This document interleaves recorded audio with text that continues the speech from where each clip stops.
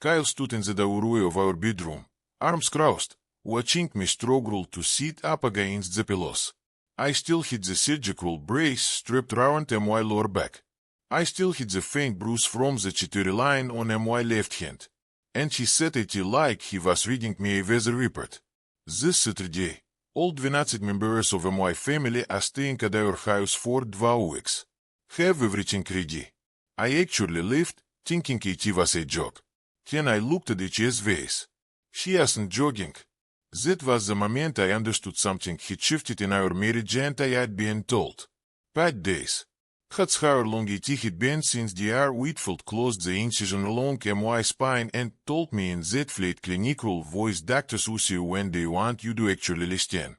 That I needed a minimum of 4 weeks without lifting, without standing more than 15 minutes at a stretch, without climbing stairs more than once or twice a day. It handed me a printed sheet with the restrictions in bold. I still had it folded in my nightstand drawer right next to the bottle of oxycodone I was trying to take as little of as possible. Kyle, I said, keeping my voice even because I'd learned a long time ago that raising a teen never got me anywhere with him. I just had surgery. Please, can we postpone it until next weekend?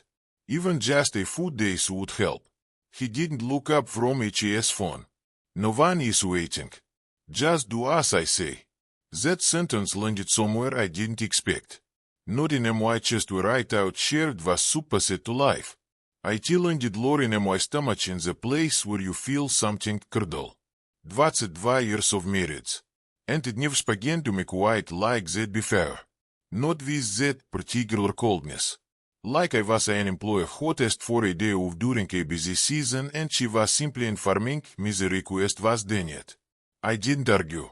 I've never been a woman who argues well in the moment. I need time to turn things over to look at the RM from every angle before I know what I actually think. So, I just nodded. And he left the room satisfied. Already thinking HS's matter the arrival details, I assumed, though I didn't ask. That night, I lay awake long after Kelly's breathing even out beside me. The ceiling fan turned slowly overhead. The blades catching the blue light from the street lamp outside our window. My back acting that deep structural way that reminded me my body was still healing from something serious, something that had involved a surgeon cutting through a muscle to reach bone. And for the first time in longer than I could remember, I let myself actually think about the last 2 decades instead of just living through a term. Every summer it would fail. Gilles' family descended on our house like a small, cheerful army. His parents, George and Linda, had been married 50 years, and he terping about everything from how I loaded the dishwasher to how I seasoned a roast. His brought, eaten, had said more than once, usually after his third beer, that this house had always felt like the family house, as if that were a compliment and not a small act of erase. Yet Hans' wife and their 2 teenagers, Gilles' younger sister and your husband, their toddler, who was admittedly adorable, but who also meant I spent 2 weeks cutting grapes into quarters and wiping down high chairs. 12 people for 2 weeks every single summer since Kyle and I got married. I did the math once years ago out of curiosity more than anything, and stopped when the number of hours started to feel like a negotiation. I bought the groceries a specific list because Linda didn't eat gluten and George didn't eat anything spicy and the teenagers apparently required a constant SRPLI of a particular brand of string cheese. I made up the beds in the guest room and blew up their mattresses for the overflow. I did the laundry mountains of veggie towels and sheets that smelled like Otropiopolis hams. I drove to the airport. I planned the meals. I smiled in photographs where I was always the one standing slightly outside the frame, the one who just ran back into the kitchen to check on something. Not once in 22 years had anyone asked if I was tired.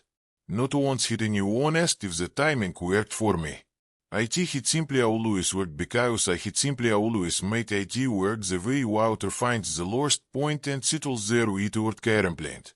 I thought about our daughter Chloe, who at college now, probably asleep in some dorm room 3 streets over, blissfully unaware that her mother was lying in the dark doing arithmetic on her own exhaustion. I thought about the promise I'd made to myself in the hospital recovery room, groggy from anesthesia, when I told myself that the surgery was going to be the thing that finally slowed me down, finally made me protect myself the way I'd spent 2 decades protecting everyone else.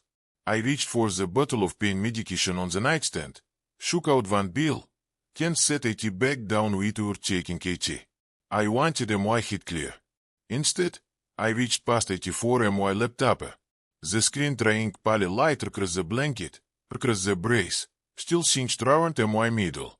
I wasn't checking recipes. I wasn't building a grocery list or looking up which I might have a crib for the baby. For the first time in my marriage, I opened the folder containing the deed to our house. The deed was exactly where I remembered it. Tucked into a manila folder in the fireproof box my father had bought decades ago, back when he still worried about things like fires and floods and the ordinary disasters of life. I hadn't opened that box in years. There was no reason to.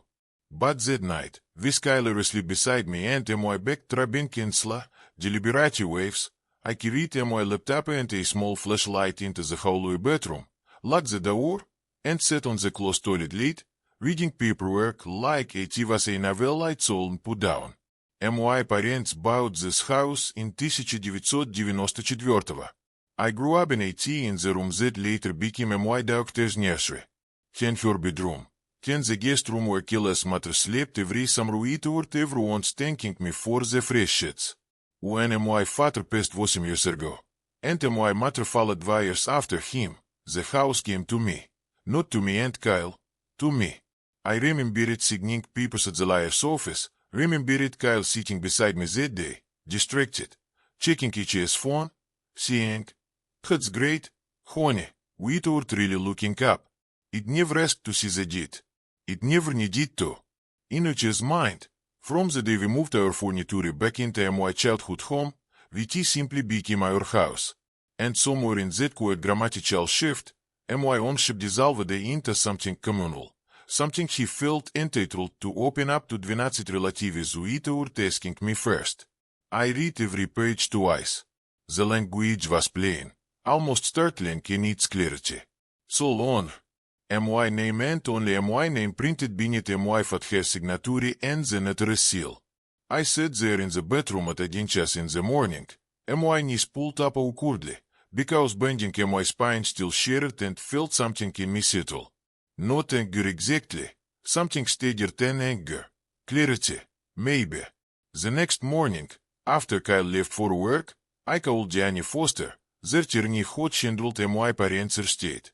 I hadn't spoken to her in years, but she remembered me right away. Remembered the little jar of homemade jam it brought to her office out of gratitude after their estate closed. I told her everything the surgery, the 12 relatives, Gilles flight refusal to even consider postponing. She listened to it without interrupting the way good lawyers do, letting me talk myself all the way to the point. "Melissa," she said finally, "let me ask you something. Whose name is on the deed?" "Mine," I said. "Just mine." "Then legally, you have full authority over who occupies that property and under what conditions.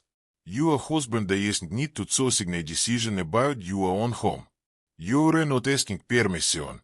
You're informing him." I sat with that for a long moment, the phone warm against my ear. "I don't want to hurt him," I said, and I meant it. Whatever else was true, I hadn't stopped loving Kyle. I just didn't know anymore if it stopped seeing me.